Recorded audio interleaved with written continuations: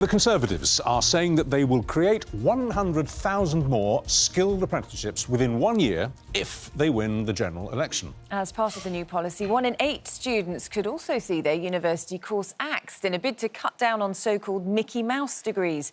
Well, we're joined now by the Schools Minister, Damian Hinds. Good morning to you. Morning, Mr Hinds. So let's start off with them. What are these degrees that you identify as being Mickey Mouse courses? Well, that's not the language that I've been using or we've been using, but we want to make sure that every young person has a great opportunity, whether that is in university or it's through the apprenticeship route. We have fantastic universities delivering great courses, but that's not always the case. And where a course is not delivering because, for example, it's got very high dropout rates, I think it's right that we should say that course shouldn't be able to recruit more students onto the course to have that same experience. It's not about saying to individuals that they can't go to university, or it's not about, entire subjects or entire universities, but when specific courses are not delivering, I think it's right that young people shouldn't be, sold that as a great promise that it isn't really. Can you give us an example, though? Because, it's difficult to work out, isn't it, what type of one you're talking about?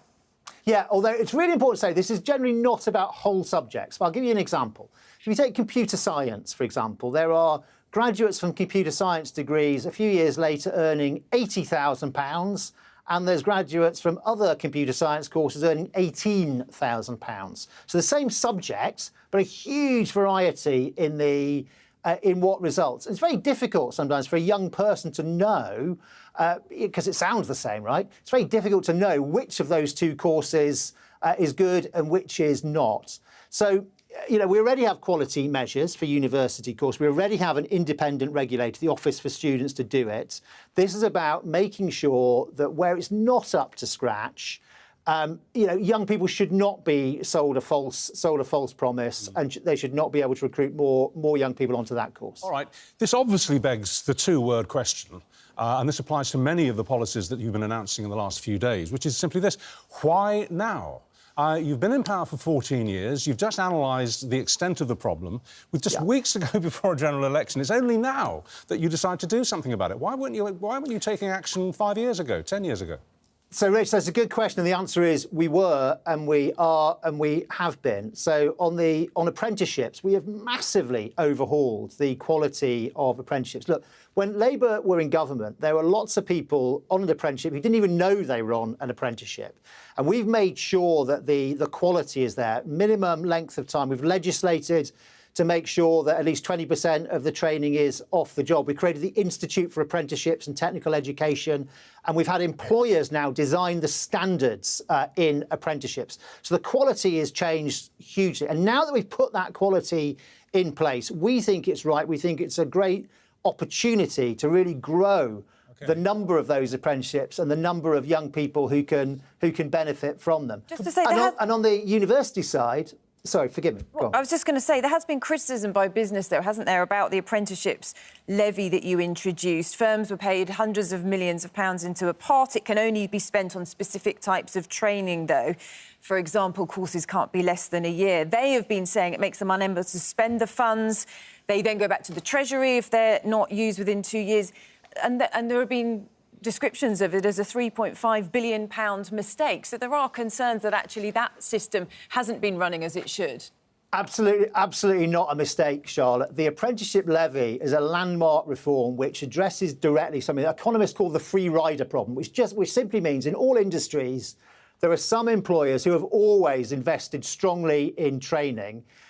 And there have been other employers who haven't. And the danger is, of course, that if you're the one who puts all the money into really high-quality training, people come and get trained with you and then they leave and join one of the other companies. OK, and the apprenticeship levy is to stop that happening. And when money in it isn't spent, what it happens is it goes into funding, it helps to fund smaller businesses to do their apprenticeships. The Labour Party's policy, by the way, is to halve the number of apprenticeships because they say they would let companies spend that apprenticeship levy on other things, and we think that's a bad idea. We want to grow the number of apprenticeships, not cut it. I really would like you to surprise us this morning, because you're the third cabinet minister we've had on, or government spokesman that we've had on since Monday, and we've asked the straightforward question, which so many people are asking, the national service idea. how would it be enforced? How would you make young people who say, no, I'm not actually going to do voluntary work every fourth weekend in the month, and I'm not going to apply to go into one of the armed services, I'm just not doing it. So how would you enforce it? And every single of your colleagues so far has hidden behind the Royal Commission. Please tell me that you've got some idea of how you would enforce such a big, big scheme. Well, look, Richard, it wasn't you and me having the conversation at the time, but people used to ask that about how will you enforce having to stay in education after age 16, from 16 to 18, when the participation age, as is known, was raised. Funnily enough, actually, people saw that as a great opportunity. It became the social norm, and people did stay in education. But when you say hiding behind the Royal Commission, I'm not sure that's entirely fair. I think with something as big as this, it is right to say, designing the incentive and sanction is really important. We've said, obviously, there's no criminal sanctions involved here. We've said this is not about fining people, but of course there should be an incentive system, and that can involve sanction as well. But it is also, I think, genuinely right to properly develop that. But as I say, I think most people are going to really, really welcome this. They're going to see it as a big, I have to say, that is an interesting and slightly more nuanced answer than we've had from your colleagues so far, because what you seem to be saying there basically is that you won't need enforcing. No, I'm not quite saying that. I mean, it is a legal. We come back to the raising of the school leaving age. I mean, that is a requirement. It's a legal requirement. It's also become a social. It's become a social norm. And I think that is the best way to do it. But there will be incentive and sanction attached to this. But it is right to develop that in a proper way and in proper consultation. One very quick question to finish with. Going back to universities, there's a substantial tranche of public opinion that's grown in this country that says and thinks that we have too many universities. Never mind too many courses. There are simply too many unis in the UK today. Do you agree with that? No, I don't. I think our higher education sector does great things for our young people. It's also a really important part of our economy. It's important actually for our regional economy as well. If we talk about levelling up, the spread of universities around the country is really important. But what we're talking about today is making sure the quality is there. We want to make sure that every young person is sold, a good opportunity, is not going to, end up going into something where they drop out, likely to drop out a year or two later, and not getting value for money and racking up debt. Either that or a high-quality apprenticeship. We want to grow those. The Labour Party wants to cut them. Thank you for your dissertation this morning. Damian Hinds there, School Minister.